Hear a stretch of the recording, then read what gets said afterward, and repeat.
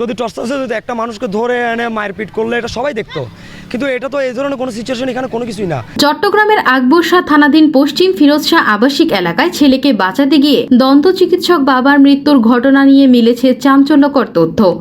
একই সাথে সেখানে একটি নির্মাণাধীন ভবনে কথিত টর্চার সেলের বিষয়টিকে অসত্য ও অপপ্রচার বলছেন আবাসিকটির স্থায়ী বাসিন্দারা। গত 5 এপ্রিল আলী রেজা রানার সাথে মাহের খান ওরফে সামি নামে স্থানীয় যুবক ও তাদের বন্ধুদের মারামারির এক পর্যায়ে একটি পাথর এসে পড়ে কোরবান আলীর ওপর। সেদিনের ঘটনায় মাহের আলীর দায়ের করা মামলায় আসামি করা হয়েছে আলী রেজা রানা, তার বাবা কোরবান আলী সহ রানার 2 বন্ধুকে। মাহের খান ওরফে সামির অভিযোগ নিয়ে ইতিপূর্বেই রানা 999 কল করে মিথ্যা তথ্য দিয়ে স্থানীয় পুলিশ দিয়ে হয়রানি করেছিল রানা। ঘটনার দিন রানা ও তার বাহিনীর আক্রমণের হাতে ফ্র্যাকচার সহ আহত অবস্থায় মাহের খান ওরফে সামির চট্টগ্রাম মেডিকেল কলেজ হাসপাতালে চিকিৎসাধীন অবস্থায় মামলাটি করেন। তবে সেদিনের ঘটনার কয়েকদিন পরে আহত কোরবান আলী চিকিৎসাধীন অবস্থায় মারা গেলে আলী রেজা রানার দায়ের করা মামলায় মাহের খান ওরফে সামিরকে প্রধান আসামি করে একটি হত্যা মামলা দায়ের করে। কোরবান আলী হত্যার পর পশ্চিম ফিরোজশাহ এলাকায় একটি সরকারি নির্মাণাধীন ভবনে কিশোর গ্যাংয়ের টর্চার সেল আছে মর্মে খবর বটে, তবে স্থানীয়রা এই টর্চার সেলের বিষয়টি সত্য নয় বলে জানান। এমন কোনো ঘটনা এখানে হয়নি যে এটা টর্চার করার মতো আবার সেল তৈরি করবে। এটা হচ্ছে একটা মানে মন গড়া কথা, কাল্পনিক কথা। কিন্তু টর্চার সেল যদি তাদের সর্বপ্রথম আমরাই তো জানবো, এলাকাবাসী জানবে। ঠিক আছে, এখানে যদি টর্চার সেল যদি একটা মানুষকে ধরে এনে মারপিট করলে এটা সবাই দেখতো, কিন্তু এটা তো এই ধরনের কোনো সিচুয়েশন এখানে কোনো কিছুই না। আর ওরা যেভাবে প্রস্তাবনা করতেছে যে এখানে টর্চার সেল আছে, তো ওরকম হলে তো 999 আমরাই ফোন দিতাম, আমরা সব কিছু চাক্ষুষ প্রমাণ হইতাম, ভিডিও করতাম, দেখতাম। আর এখন সোশ্যাল মিডিয়ার যুগ, বিল্ডিং থেকে অনেকে কি ভিডিও করতো, তো এই ধরনের তো কোনো কিছু তো প্রমাণ দেখাইতে বলেন। আমরা কোনোদিন শুনিনি এটা। এই দেখেন, এটার লাস্টের বাসাটা হলো আমারটা, লাস্টে পূর্ব সাইডের বাসাটা আমারটা। এখন এটা যখন সরকারে আবার ডেভেলপমেন্ট করতেছে, তখন আমরা অন্যখানে এখন একটু অ্যাকোমোডেশন নিয়েছি। এটা আমার বাসায়, আমি টেক্সাস ডিপার্টমেন্ট অফ চিটং, আমি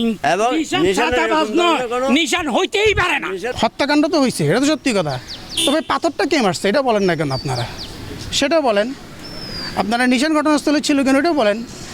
আমাদের এই এলাকার ছেলেরাই কিন্তু একসময় এই এলাকায় ড্রাগসের বিজনেস করতো, তো তখন তো আমরা দেখি না যে ড্রাগস মুক্ত একটা মাদক মুক্ত এলাকা গঠন করা হবে, তখনও বলা হয় না। এটার বিষয়ে আরও অনেক আছে। এই এলাকায় মসজিদ কমিটি নিয়ে দীর্ঘদিনের সাথে গণ্ডগোল। এই মসজিদ কমিটি নিয়ে একসময় নিশানকে পক্ষে বিপক্ষে, নিশানকে সামনে পিছনে রাখা হয়েছে। ইন্টারভিউ তো আরও 4-5 বার দিছি, এরকম কোনো তথ্য আমি জানিও না, দেইও নাই। হ্যাঁ, সব জায়গায় বলছি এখানে কোনো টর্চার সেল আমি দেখি না, হয়ও নাই। নিশান ভাই, রাজু ভাই এখানে তেমন ঢোকেও না, তাদের সাথে কোনো, আমার ছেলে হিসেবে ভালো দেখালে ভালো ব্যবহার করে, আমরা ব্যবহার করি, এটাই আমরা জানি।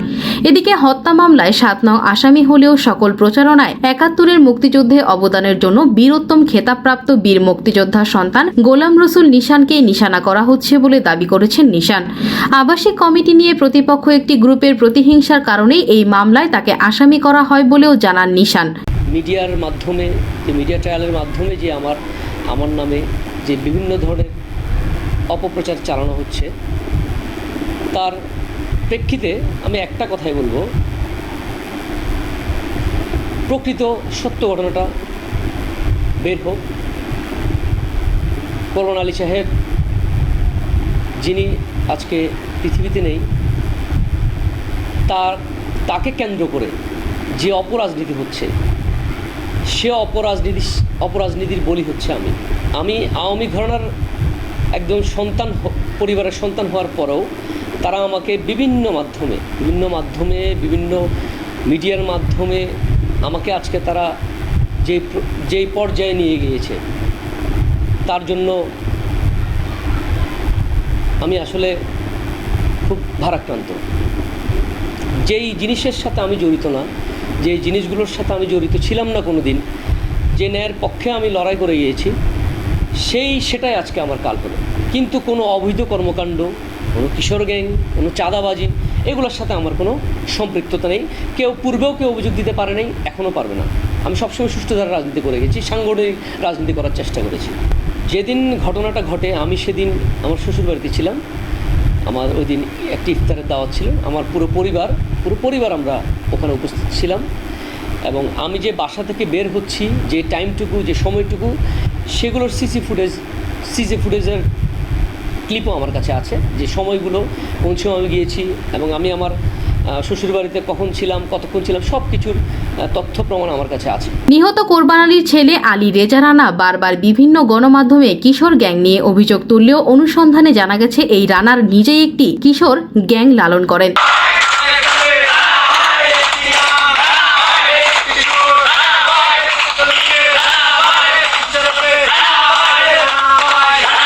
সেদিনের ঘটনার বিষয়ে কথা হয় নিহত কোরবান আলীর ছেলে আলী রেজা রানা সাথে। তিনি জানান দুই পক্ষের মধ্যে সংঘর্ষের কথা। আমি আসরের নামাজ পড়ে ইফতারি আনার জন্য যাচ্ছিলাম তাবুক নামের রেস্টুরেন্টে, ওই রাস্তার মাথায়।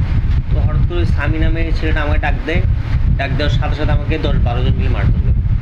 তো মারতে এক পর্যায়ে আমার নাক টাক ফেটে জায়গায় আমার পরনো কাপড় চলছে, যেখানে আমার চোখও আঙ্গুল ঢুকে, মানে অনেক জায়গায় আমি ইনজুর হই মোটামুটি। আবার মূলত আমাকে মেরে ফেলার ট্রাই করে। তো এরপরে হঠাৎ করে মানে এলাকার কয়েকজন এসে আমাকে বাঁচানোর চেষ্টা করে।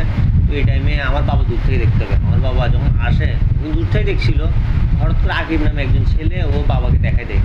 তো বাবাকে দেখা দেওয়ার সাথে সাথে আকিব একটা ঘুষি দেয়। এরপরে যে বগা সোহেল আছে ওর সাথে ধস্তাধস্তি হইতে আপনারা দেখছেন হয়তো যে ভিডিওতে, যে জায়গাটাতে আসে। এরপরে রিয়াদ নামের ছেলেটা কি করে, দুইটাই থাকে ওরাতে। তো ফার্স্ট হিটটা মারে, ফার্স্ট হিটটা বাবার গায়ে লাগে না। তো সেকেন্ড হিটটা যখন মানে বাবার এই পাম্প সাইডে লাগে, তো সাথে লাগার সাথে বাবা ওখানে পড়ে যায়, উনি ওখানে সেন্সলেস হয়ে যায়। তো এরপর আমরা ওনাকে আলামিন নিয়ে যাই। আলামিন ওরা রাখতে চায় না, কারণ অবস্থা ক্রিটিক্যাল। চিটাং মেডিকেল নিয়ে যাই। চিটাং মেডিকেল নিয়ে ওর একটা বেসিক ট্রিটমেন্ট দিই। তো এরপর আমরা দেখি যে ওনার সেন্স আসতেছে না। তো ওরা করে আমাদেরকে রেফার করে যে আপনারা অন্য কোথাও নিয়ে যান, ওনার অবস্থা খুব ক্রিটিক্যাল। হ্যাঁ, পরে আমরা ওনাকে মেডিকেল সেন্টারে লাইফ সাপোর্ট দিই। তো 5 দিন পর ওনাকে ক্লিনিকে ডেট ঘোষণা করে। নিশান ছিল বাসায়, তখন বাসায় কিনা ওটা বলতে হয় না, নিশান তখন ওই জায়গায় ছিল না। বাট ঘটনা হচ্ছে নিশান হচ্ছে এই বিল্ডিংটাতে মাস্টার মাইন্ড, যেমন এটা সবাই জানে।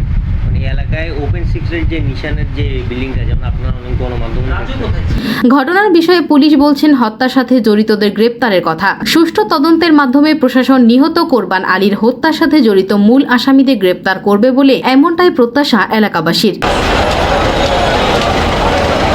Desk report 24 Chittagong.